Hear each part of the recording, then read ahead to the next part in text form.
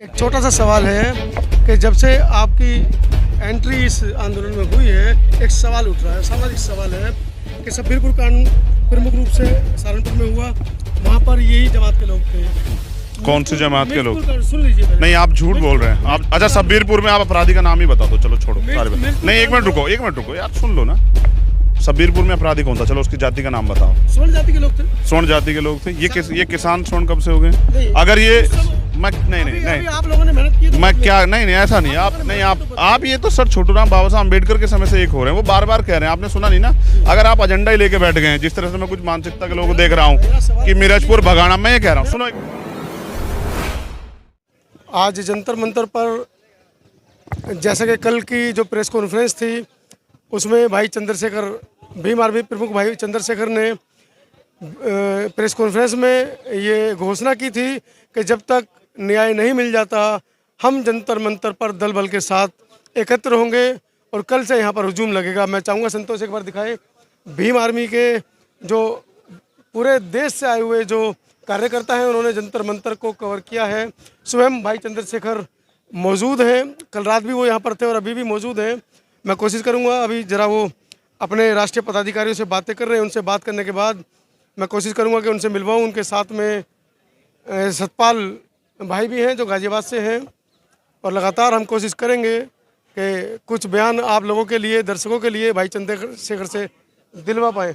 एक छोटा सा सवाल है कि जब से आपकी एंट्री इस आंदोलन में हुई है, एक सवाल उठ रहा है, सामाजिक सवाल है कि सब्बीरपुर कांड प्रमुख रूप से सहारनपुर में हुआ। वहाँ पर यही जमात के लोग थे। कौन सी जमात के लोग? सुन लीजिए पहले। नहीं, आप झूठ बोल रहे हैं। आप अच्छा, सब्बीरपुर में आप अपराधी का नाम ही बता दो। चलो छोड़ो सारे नहीं, एक मिनट रुको यार, सुन लो ना।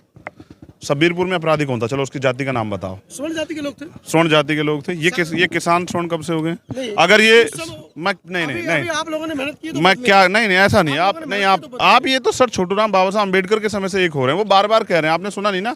अगर आप एजेंडा ही लेके बैठ गए हैं, जिस तरह से मैं कुछ मानसिकता के लोगों को देख रहा हूँ कि मिर्जपुर भगाना, मैं ये कह रहा हूँ, सुनो एक मिनट। मैं नहीं, मेरा सवाल मत। आप पहले लाइन में आप झूठ बोल रहे हो तो क्या सुनूं, बताओ। आगे लेना, उसको आगे बढ़ाएं। मनोहर काशीराम साहब ने ओबीसी समाज को, ऐसी समाज को, सबको एक बनाया। ठीक है, लेकिन उसके बाद परिवर्तन नहीं दिया। लेकिन जब से आप आए हैं और 15 मार्च को जब आपने एएसपी बनाई, तो उसमें तमाम बिरादरियों के लोग थे, तो उससे परिवर्तन कुछ आया है। तो सामाजिक परिवर्तन की बात आप चल रहे थे लेकर, और इस चुनाव में आप आगे आए, आपके साथ बहुत ठीक है, माहौल जुड़ा है। तो लगता है कि जो सामाजिक परिवर्तन की बात मनोहर काशीराम करते थे, आप उनको गुरु मानते हैं, वो आगे बढ़ रही है। देखो, एक चीज समझनी पड़ेगी। जो चुनावी अलायंस होते हैं ना, उसमें आदमी इसलिए मात खाता क्योंकि उनमें दिलों के रिश्ते नहीं जुड़ पाते। हम ये चाहते हैं कि कोई हमारी मदद करे, हम उसकी मदद ना करें। मेरा ये मानना है, डॉक्टर बाबा साहब अम्बेडकर ने कहा, अन्याय करने वाले से अन्याय सहने वाला आजाद दोषी होता है। आप और सब मीडिया के लोग मुझे बताओ, जब उन बच्चों के साथ अन्याय हुआ है, वो 24 दिन से धरने बैठे। मेरा और देश के हर उस व्यक्ति का जो किसी भी महापुरुष में आस्था विश्वास रखता है, जो न्याय की बात करता है, बाबा साहब अम्बेडकर ने तो ये भी कहा ना कि मैं किसी भी समाज की तरक्की उस समाज की महिलाओं की तरक्की से मानता हूँ। अगर आज ये खिलाड़ी बनी हैं इस देश में, डॉक्टर इंजीनियर IAS IPS बने हैं इस देश में, महिला प्राइम मिनिस्टर बनी है, मुख्यमंत्री बनी या राज्यपाल या राष्ट्रपति बनी, बाबा साहब अम्बेडकर संविधान की वजह से बनी ना। मेरे कंधों पे जिम्मेदारी है कि इस किसान का, मेरे वर्ग को इकट्ठा करूँ, इसको तोड़ने का प्रयास किया गया। पहले भी व्यवस्था ने इसको तोड़ा है। देखो, मैं अगर सारी घटनाओं को याद करूँगा, वो बहुत दर्दनाक है। मगर ये बताओ मुझे, क्या इस देश में कोई एक जाति, एक समाज से इस सामंतशाही सरकार का, तानाशाही सरकार का मुकाबला कर लेगा? आज जो पीड़ित है, वंचित है, वो सब हमारे भाई हैं। उनकी लड़ाई को लड़ना, उनकी लड़ाई को आगे बढ़ाना हमारी जिम्मेदारी, और मैं अपनी जिम्मेदारी अदा कर रहा हूँ। कल मैं उन लोगों से सवाल करने की हैसियत में रहूंगा, अगर कहीं कोई बात होगी तो कि आज आप चुप क्यों हो। लेकिन मैं मदद किसी के साथ खड़ा ना हूँ और सबसे सवाल ही करता फिरूं। मेरा काम लड़ना है। एक आप इस बात को भी समझो, जब CAA NPR NRC का आंदोलन चला, तो एक जाति का आंदोलन, एक धर्म का आंदोलन बना के रख दिया गया। उसकी सच हम लोगों ने बताया। जब किसानों का आंदोलन चला, उसका सच क्या था? जब गलत होता है हम उसका विरोध करते हैं, तो हमने उसका सच भी बताया कि इससे नुकसान किसको होगा, क्या खाली किसान को, और किसान कौन है। और आज के आंदोलन में जिस तरह से एक जाति के लोगों को टारगेट करके कि भ्रमित किया जाए, मैं उसी को काउंटर कर रहा हूँ, ये बताने के लिए कि अगर पढ़े लिखे लोग भी नहीं समझदारी दिखाएंगे, तो वो जो गांव में समाज है, जो सुबह मेहनत करने के लिए जाता है, उसको क्या पता है कि देश में क्या चल रहा है। ये हमारी जिम्मेदारी है और मैं अपनी नैतिक जिम्मेदारी अदा कर रहा हूँ। सबसे पहला सवाल कि जंतर मंतर से बाहर चला गया है अब धरना। देखिए, ये तो जाना ही है। जब जन समर्थन तैयार होगा और जनता, जो अन्याय बच्चों के साथ हुआ है और जो अन्याय प्रोटेस्ट में हो रहा है उसको उसको देखेगी समझेगी तो ये जाना ही। और आप ये देखना अब ये धरना सिर्फ धरना नहीं रहेगा, ये लोगों के जिस तरह से उन खिलाड़ियों ने अपनी मेहनत से देश को गौरवान्वित किया, लोगों के दिलों में जगह बनाई, उनके साथ जो अन्याय हो रहा वो भी लोगों के दिलों पे असर करेगा। और इसके परिणाम जो सरकार ये सोच रही है कि ये चंद लोगों का धरना है और वो कुछ दिन बाद खत्म हो जाएगा और सरकार को उसका खामियाजा भुगतना पड़ेगा। महिला पहलवानों ने बोला कि रात में कोई ऐसे लोग आ रहे हैं जो धरने को खराब करने की कोशिश कर रहे हैं। बोला है उन्होंने, और इसीलिए कल हमने मांग की थी। कल आपने देखा रात में सुरक्षा बहुत ज्यादा थी, वो इसीलिए थी कि जो लोग रात में आके प्रोटेस्ट को देखो। मेरा ये मानना है किसी भी तरह से प्रोटेस्ट पे मेरी वजह से किसी की तरफ से भी कोई आँच नहीं आनी चाहिए। वो बहुत उनका जेन्युइन प्रोटेस्ट है, उनके प्रोटेस्ट में सब लोग मदद करें। तो जो ऐसा करने का प्रयास कर रहे हैं उनको सोचना चाहिए कि आज अगर इन बहन बेटियों के साथ हो रहा, कल किसी और के साथ भी हो सकता, तो ऐसी अपने निजी स्वार्थ में ऐसा नहीं करना चाहिए। अब आपके सवाल पे आते हैं। चंद्रशेखर जी, सबसे पहले जय भीम आपको। आप ये बताइए कि मैं ये जानना चाहता हूँ कि जब ये तो देश की वो लड़कियां हैं जिन्होंने देश के लिए मेडल्स जीता है, आजाद समाज पार्टी का खासकर आपका इतिहास रहा है कि शोषित वंचित की हमेशा आपने आवाज उठाई है, इसके कारण आप जेल भी गए। इन न्याय पाने के लिए 25 दिन से यहाँ संघर्ष करना पड़ रहा है, तो देश की जो आम लड़कियां हैं, आम आवाम है, क्या आज के समय उनके लिए न्याय असंभव सा हो गया है? देखिए, जब सत्ता में निरंकुश लोग बैठ जाएं, सत्ता में संवेदनहीन लोग बैठ जाएं, आप ये समझिए कि अगर एक एफआईआर के लिए भी सुप्रीम कोर्ट के ऑर्डर की इंतजार करनी पड़ी, पुलिस ने नहीं लिखा, तो आप ये समझिए कि कानून सबके लिए बराबर कैसे।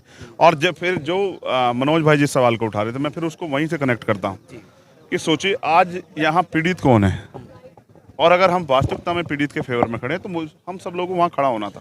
तो मैं अपनी जिम्मेदारी अदा कर रहा हूँ और मैं मानता हूँ कि न्याय इतना आसान नहीं है। न्याय ताकतवर लोगों की चौखट पर दम तोड़ चुका है, इसका परिणाम हम यहाँ देख रहे हैं। तो मैं इसलिए चाहता हूँ कि अभी जैसे कल एक सज्जन वहाँ बोल रहे थे कि भाई एक दलित की बेटी के साथ ये हुआ तो मैंने मदद की, एक दलित की बेटी के साथ दूसरा केस में मैंने मदद की। और मैं चाहता हूँ ना ये हो ही ना, किसी के साथ ना हो, ना किसी भी जाति धर्म की बेटी के साथ ना, किसी के साथ अन्याय ना हो, सब सम्मान से जाए। और बाबा साहब अम्बेडकर चाहते ना इस देश की महिलाओं को सशक्तिकरण, सुरक्षा का जो माहौल मिले, वो नहीं मिल पा रहा है। ये तो पेरियार की भी लाइन थी, तो अभी इसमें समय लगेगा। मैं अमित शाह जी की तरह ये नहीं कह सकता कि रात को 12 बजे गहने पहन के घूम लो। कहाँ घूम लो? यहाँ तो दफ्तरों में शोषण हो रहा है, कर्मचारियों का शोषण हो रहा है, अधिकारियों का शोषण हो रहा है, और उसके बाद खेल में शोषण हो रहा है। कहाँ शोषण नहीं है? मीडिया में शोषण हो रहा है, सब जगह है।